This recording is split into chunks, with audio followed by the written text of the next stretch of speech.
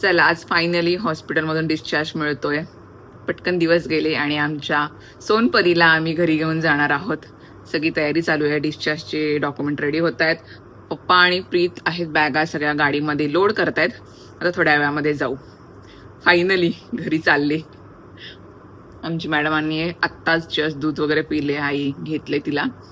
आता मी नाश्ता करते. नाश्ता म्हणजे काय आणले पप्पांनी? ही हालिमची पेज आणि रवा टाकले ना त्याच्यामध्ये. रवा, साजूक तूप. तर ते पहिले सकाळ सकाळ उठल्यानंतर ग्लासभर आई मला प्यायला देते. तर ते पिऊन घेते, मग मेडिसिन घेते आणि मग आपल्या जायच्या तयारीला लागूया. पप्पांनी सकाळ सकाळ नाश्ता आणलाय माझ्यासाठी. बघा केवढी आणलेली आहे खीर. तर ग्लासभर मला प्यायची आहे. पण मस्त लागते, टेस्ट छान आहे. पप्पाने मस्त सगळं साधू तुपामध्ये बनवलंय. कधी मी खाली नाही, फर्स्ट टाइमच खाते अशी. चला, हा माझा सकाळचा पहिला नाश्ता असतो. द्यायचं हा ग्लासभर एवढं पिते. नाही, बरोबर आहे, अशीच पाहिजे.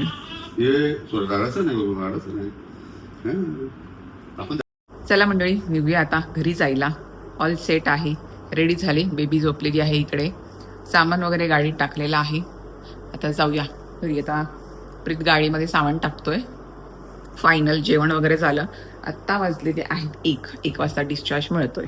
तर चला तिकडे घरी पप्पा आणि दीदी वाट बघतायत. तर जाऊया घरी आमच्या सोनपरीला घेऊन. तर घरी जाण्याच्या अगोदर तुम्हाला माझी हॉस्पिटलची रूम दाखवते, ज्या रूममध्ये मी होते. तर पहिल्याच हा माझा बेड आहे एंट्री केल्यानंतर. त्याच्यानंतर हा एक छोटासा बेड दिलाय त्यांनी पाहुण्यांना बसण्यासाठी. दिवाण छोटा दिवाण. आणि हा दुसरा एक बेड आहे. कारण की मी असं का घेतलं, कारण आईला जरा मणक्याचा प्रॉब्लेम आहे, त्याच्यामध्ये खाली झोपू शकत नाही, म्हणून मी आईसाठी सुद्धा बेड घेतला. म्हणून स्पेशल रूम घेतली, म्हणजे आम्ही तिघं पण कम्फर्टेबल राहू. एसी सुद्धा आहे, कारण की आता गरमीचे दिवस आहेत, एसी पाहिजे. म्हणजे पावसाळ्याचे दिवस चालू झालेले आहेत, पण पाऊस काही अजून पडलेला नाही. त्याच्यामुळे एसी आहे, पंखे आहेत 2. रूम खूप मोठी आणि प्रशस्त आहे. त्याच्यामुळे मी इथे चालत सुद्धा होते, म्हणजे बाहेर जायची गरज मला वाटली नाही. इथे माझं चालणं सुद्धा झालं. फ्रीज सुद्धा आहे वापरण्यासाठी. आता सध्या काही जेवण वगैरे आलं तर फ्रीजमध्ये ठेवत होतो. आणि इकडे आहे वॉशरूम, मोठाच्या मोठा. तिकडे बेसिंग एरिया वगैरे सगळं आहे. इथून आपण एंट्री केली तर अशी माझी हॉस्पिटलची रूम होती. कोणत्या हॉस्पिटलला? आणि बऱ्याच जणांनी मला कमेंट केली होती की तू अलिबागमध्ये कोणत्या हॉस्पिटलमध्ये तुझी डिलिव्हरी झाली. तर मी वाजे सरांकडे झालेली आहे. वाजे नर्सिंग होम अलिबागमध्ये आहे. आणि सर खूप जुने आहेत. माझी डिलिव्हरी म्हणजे आईची डिलिव्हरी सुद्धा याच हॉस्पिटलमध्ये झालेली आहे. माझी बहीण सुद्धा, मी सुद्धा याच हॉस्पिटलमध्ये आलेलो आहोत. त्यामुळे सर जे आहे ते अनुभवी आहेत, म्हणून मी डिसाईड केलं की माझ्या बाळाचा जन्म सुद्धा याच हॉस्पिटलमध्ये व्हावा असं. आणि सर्व्हिस सुद्धा खूप छान आहे. दिवस कुठे गेले मला समजलं नाही. आता फायनली वेळ आलेली आहे बाळाला आमच्या घरी घेऊन जायची, म्हणजे सोनपरीला घरी घेऊन जायची. चला चला, ऑल द बेस्ट. थँक्यू. चला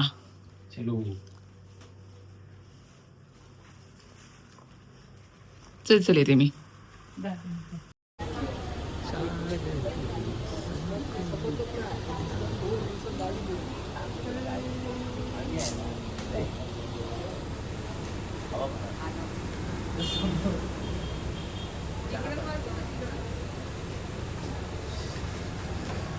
चलो नाही, पुढे बस. बसशील. अगं बस तू.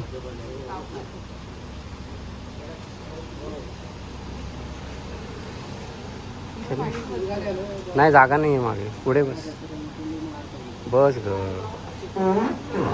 चलो, काढू गाडी.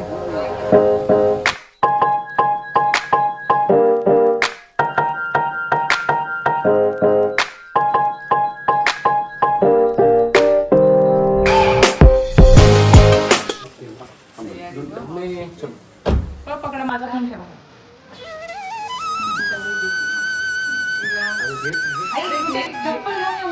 तिला घेऊन ये. काढू नको वरती.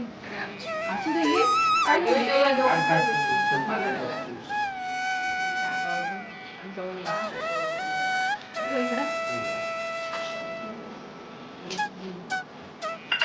तिच्या हातात दे.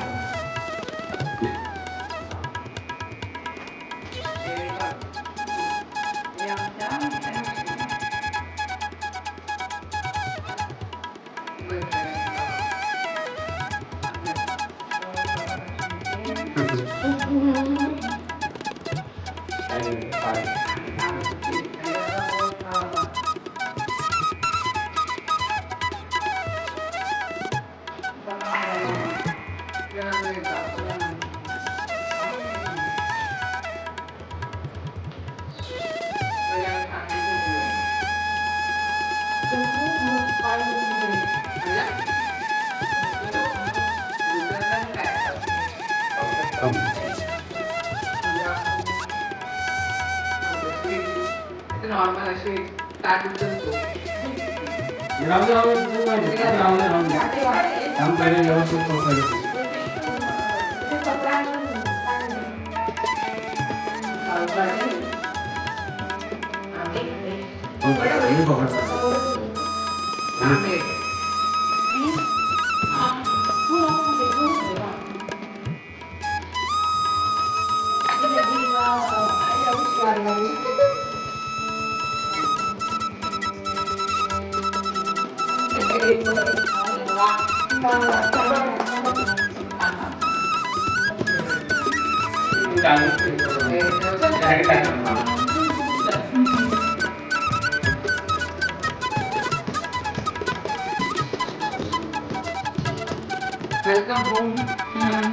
आणि फायनली मी घरी आलेली आहे. घरी आल्यानंतर कुठे जरा बरं वाटतंय मला. हॉस्पिटलचे दिवस कसे गेले माझे मलाच माहिती.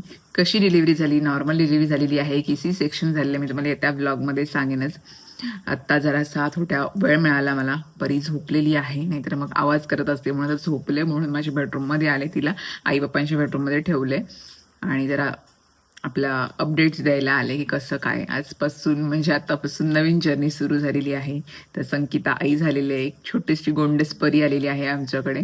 त्यामुळे आता बहुतेक सगळा वेळ माझा तिच्याकडेच असतो. म्हणजे हॉस्पिटलला जेव्हा तेव्हापासून अजिबात मोबाईल मी जवळ घेतला नाही. कमेंट्स बघितल्या, व्हिडिओज पोस्ट नव्हत्या होत वेळेवर. सगळ्यांची खूप जणांची कमेंट आले होते की डिलिव्हरी झाली की नाही, ॲटलीस्ट आम्हाला सांग तरी की डिलिव्हरी तुझी झाली की नाही.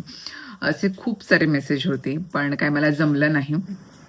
त्यात परत आपल्या परीला झाली होती कावळ. ते तुम्हाला येत्या ब्लॉगमध्ये सगळे आम्ही अपडेट्स देईन. त्याच्यामुळे माझं सगळंच लक्ष तिच्याकडेच होतं पूर्ण की तिला एकदा ठीक होऊ दे. तर फायनली तिला घरी आणली. तरी पण थोडी आहे अजून कावळ. आता पावसाचे दिवस, उन्हामध्ये पकडायला सांगितले, पण सगळीकडे आता ढगं आलेली आहेत. ऊन काय तेवढं असं मिळत नाही, पण जेवढं पॉसिबल होईल तेवढं आम्ही तिला दाखवतो. आणि मी माझ्या घरीच आलेली आहे. आता तुमच्या बऱ्याच जणांच्या कमेंट असतील की तू सासरी काय बोलते माहेरी गेलीच नाहीस, म्हणजे डोहाळे जेवणाला पण तू माहेरी गेली नव्हतीस आणि आता तुझी डिलिव्हरी झाल्यानंतर तू लगेच तुझ्या घरी आली. म्हणजे माझ्या घरी मी राहायला आले, मी माहेरी गेली नाही. थोडे दिवसांनी जाईल, कारण तिकडे पण आई पप्पाच असतात आणि थोडंसं घर आमचं छोटं आहे. माझं घर थोडंफार मोठं आहे, त्यामुळे मला ऐसपैस जागा मिळते चालायला आणि बेडरूम वगैरे मोठे आहेत. त्यामुळे मी विचार केला मी माझ्याच घरी राहते थोडे दिवस आणि मग नंतर हवा पालटसाठी मग मी माझ्या माहेरी जाईल. तसं जवळच आहे, पण आई पप्पा पण माझी इकडेच असतात. तिकडे जास्त कोण माझी माणसं नाही आहेत, आई पप्पाच असतात. म्हणून मी विचार केला माझ्याच घरी राहते आणि इथे माझी दिदी सुद्धा येईल, म्हणजे बहीण सुद्धा येऊन जाऊनच करत असते. म्हणून मी विचार केला मी माझ्याच घरी राहते. का बहुतेक सगळा माझा पसारा जो आहे तो माझ्याच घरी आहे आणि मला कम्फर्टेबल जरा आता बऱ्यापैकी वाटते इकडेच. जरा शांतता इकडे. माझं जे सासरचंच येते नुसतं, माहेरचं जे घर आहे ते एकदम गावामध्ये आहे. सगळी घर आहेत आजूबाजूला. मग जरा असं तिकडे खूप जण बघायला येतील, पण सध्या मला परीला जास्त कोणाला असं द्यायचं नाही. तिला ऑलरेडी कावेळ झाली आणि थोडं आमचं वजन सुद्धा कमी आहे. थोडे आम्ही जरा नाजूक आहोत. म्हणून मी विचार केला की थोडे अजून आम्हाला मोठे होऊ द्या, म्हणून मी घरीच राहीन इकडे. तरी पण येणारी आपली माणसं जी आहेत त्यांना आपली काळजी आहे, ती येतातच मला बघायला. पण पहिला आम्ही थोडं डिस्टन्सवर ठेवतो. तिला कावेळ पण झालेली आहे, थोडं वेट कमी आहे. तुम्हाला त्या ब्लॉगमध्ये मी सगळे अपडेट देईनच, पण मी शॉर्टमध्ये मी तुम्हाला पटकन सांगते. मी माझ्या बेडरूममध्येच आहेत. माझा आवाज हळूहळू मी बोलते अशी, दरवाजा ओढून घेतलाय. तर मग मी माझ्याच घरी आहे. थोड्या दिवसांनी मग मी माझ्या माहेरी जाईन, थोडंसं चेंज म्हणून, हवा पालट म्हणून. फायनली मी घरी आलो. दीदीने सगळी तयारी केली होती, सर्व तिची फ्रेंड आली होती तिला मदत करायला. तर चला हा ब्लॉग मी एंड करते आणि पुढच्या ब्लॉगमध्ये भेटते. पुढच्या ब्लॉगमध्ये बघूया कसं काय होतंय ते मला. पण बहुतेक तरी मला ब्लॉग करायचे आहेत. मला सगळ्या आठवणी अशा कलेक्ट करून ठेवायचे आहेत. तिच्या जे काही सोहळे आहेत ते सगळे मला जमलं पण पाहिजे, का मी तिच्यासोबत असते सध्या. बघूया होईल पॉसिबल सगळं. तर चला, ब्लॉग कसा वाटला कमेंटमध्ये नक्की सांगा. व्हिडिओला लाईक, चॅनलला सबस्क्राईब करा. भेटते मी तुम्हाला नेक्स्ट ब्लॉगमध्ये. Bye bye.